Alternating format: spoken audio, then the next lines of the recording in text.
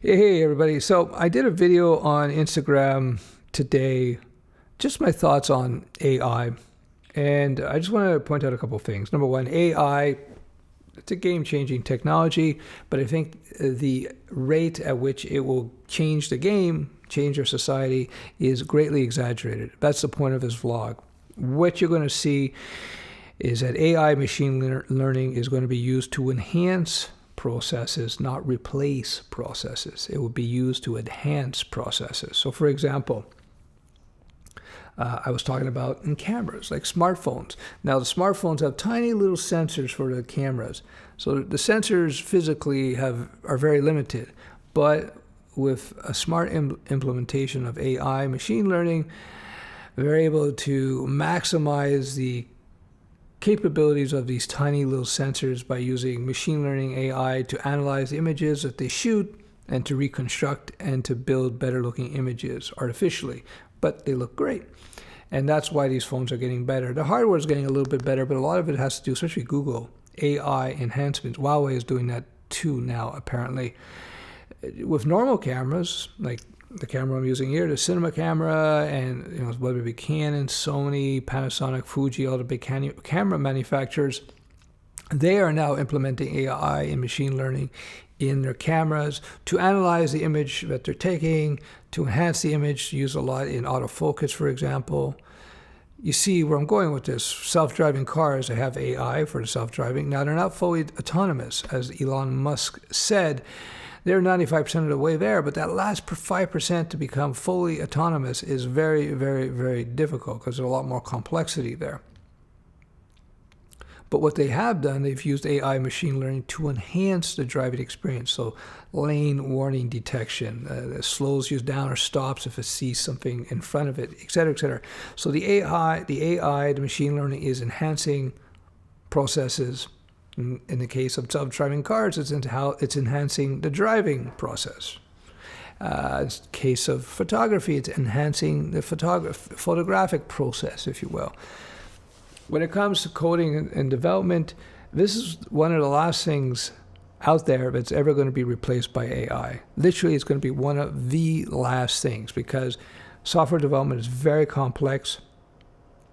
The biggest challenge with software development is architecturally, structurally, not in algorithmic refinements. That's where AI may come in, where you could use the AI to optimize how the code might process a certain type of data, a piece of data. That might be interesting. It might be used to enhance integrated development environments where AI could go in there and assess code readability or so forth. That's where I think AI will be most profound over the next several years, or the way it's going to be used anyway. I've seen in the videography world, I use this piece of software called DaVinci Resolve to edit my videos. And the latest versions implement an AI and a machine learning where it tracks faces, and the AI does, and it will enhance the look of the person's face in the video based on certain AI-based algorithms and so forth. So that, again, is another example of how AI is going to be used to enhance a process, enhance the way we do things rather than replace. If you look at Google's arguably got the best AI in the world, especially in terms of human interaction. The AI, the Google Assistant, which is their AI, is the most sophisticated. Siri is like super dumb compared to Google's Assistant, and though it's very useful, and it's one of the main reasons why I keep the Google Pixel is because of the Assistant. That being said, it's still very, very limited. It's still very limited. For example, it can now schedule an appointment with a hairdresser or something, but that's pretty much its limit, and that's very cool. But compare scheduling an appointment for Monday afternoon at 9 a.m. with a hairdresser and getting a confirmation yes or no versus building a website. Just a website. Add in a web app. Build a shopping cart system. Blah, blah, blah, blah, blah. AI is not going there anytime soon. It will enhance the process, but it's not going there anytime soon. So let me close off with this. Our brains are designed to over-exaggerate fears. Our brains are designed to over-exaggerate potential risk. Why? Think about it in an evolutionary way. If you're a cave person running through the jungle and you hear rustling, you immediately go into like hyper alert, because if that's like a predator, if a lion is going to come and eat you, or a tiger, you're toast, right? Everything else is secondary. So through millions of years of evolution, or whatever time frame it is, our brains have literally been designed to overemphasize, to magnify potential threats. And it makes sense, right? This extends beyond physical threats as well. So when you see the doom and gloomers talking about AI and other things that could come to pass, you can see that it is, you have to look through the lens rather of our brains that over-exaggerate potential threats. Back in the 50s and the 60s, there was a whole duck and cover. Everybody's worried about nuclear war. It's something to be concerned about, no question, but clearly it hasn't happened. And clearly, there's a reason it hasn't happened, because everybody knows that if you pull that nuclear trigger, everybody dies. So it's something to be concerned about, of course, but it's an exaggerated fear because our brains are naturally designed for that. Well, let's get away from the macro, worldwide existential fears. Just look at basic fears about your own life, about what could happen. It is, again, normal for our brains to over-exaggerate the potential risk of whatever.